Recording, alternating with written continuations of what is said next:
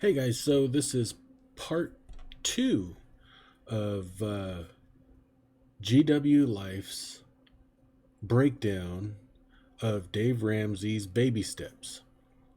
Now, my point to this is try to explain it and try to bring it down to a more manageable thought process for beginners who are just thinking about taking control of their finances.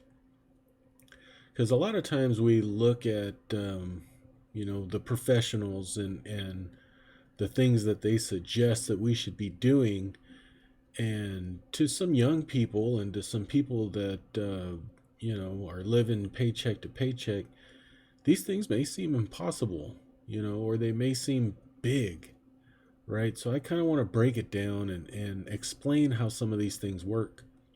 Now, last time we went over baby step number one. If you haven't seen that video, I'll link it up above here, and check that one out. But here we have baby step number two, and it is to get out of debt using the debt snowball. Now, first thing you want to ask yourself is why? Well, debt is the number one thing that keeps you back from financial freedom. Debt ends up controlling you, and this is a way to get rid of it. If the snowball is you get a ball rolling and you roll it down the hill, and it just gets bigger and bigger, and it becomes more effective and it packs more power. So that's what the debt snowball pay down is all about. And don't wait, just attack this like crazy. Don't worry about investing. If you have credit card debt, high interest debt, sometimes a car payment, if you've got good credit and you've gotten a under 4% loan, sometimes that's okay. But you're talking about credit cards can have 16, some of them 25%, 26%. You need to get rid of that ASAP. And here I gave you some examples of this, and these are just made up numbers. You can use your own numbers and figure this out. There's a calculator online that I'll link to below that'll show you how long it would take you to pay off a credit card balance at a certain interest rate and by adding a certain amount of money. But let's just say you have three credit cards, right? Your first one has $1,000, your second one has $2,500, and your third one has $5,000. So if you were to make your minimum payments to each one, and that's all you did, say the $1,000 one had a $25 minimum payment, the $2,500 one had a $50 minimum payment, and the $5,000 one had a $100 minimum payment. If all you did was the minimum payments on all three, it would take you 62 months. That's 5 years and 2 months to pay off the $1,000. It would take you 94 months, and that's 7 years and 10 months to pay off the $2,500 one, and the same for the $5,000 one. Now, what you do with this is you continue making minimum payments on everything, but you find a way. I don't care whether it's from doing a side hustle, cutting out a unneeded expense of some sort. You add money to that first one, the smallest balance, right? So just by adding $50 to that minimum payment of $25, you cut that minimum payment down from 62 months down to 15 months. Excuse me. Now, once you've paid this off, you take that $75, right, that you were paying, the minimum payment, and the extra 50 that you were adding to it, and you roll that over to this one. So now you're paying your $50 minimum payment plus the $75 payment that you were paying on the smaller one. So now you're paying $125 a month toward this $2,500 balance. and that decreases your payment from 94 months all the way down to 24.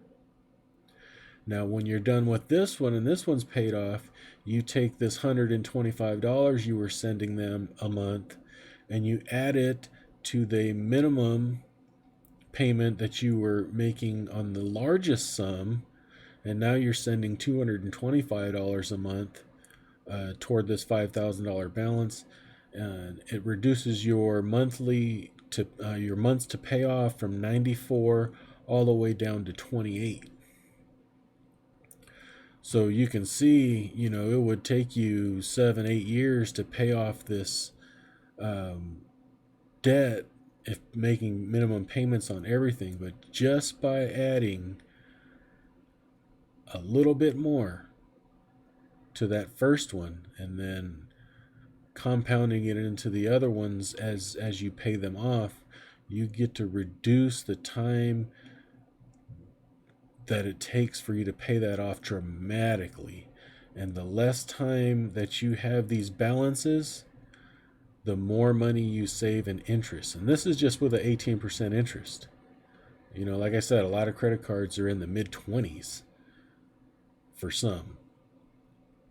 So that is the debt snowball, and that's how you use it. I wish I would have kept the paperwork, because me and my wife used this in the beginning of 2018, and we paid off almost $20,000 in revolving debt.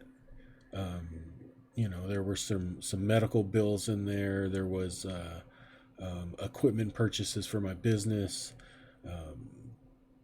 some personal loans, and we used this exact method to pay off almost $20,000 in 2018.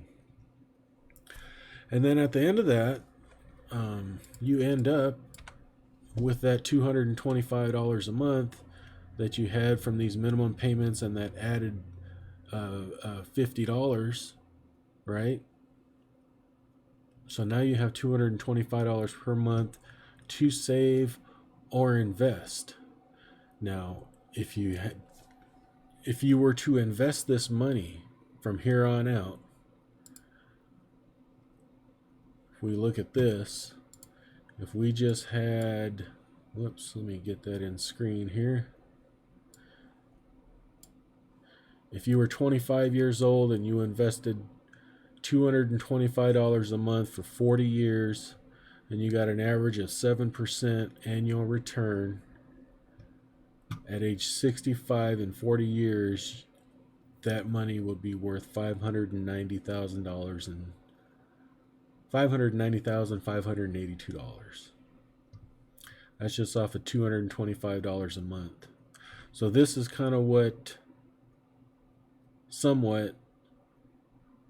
this is what having debt costs you.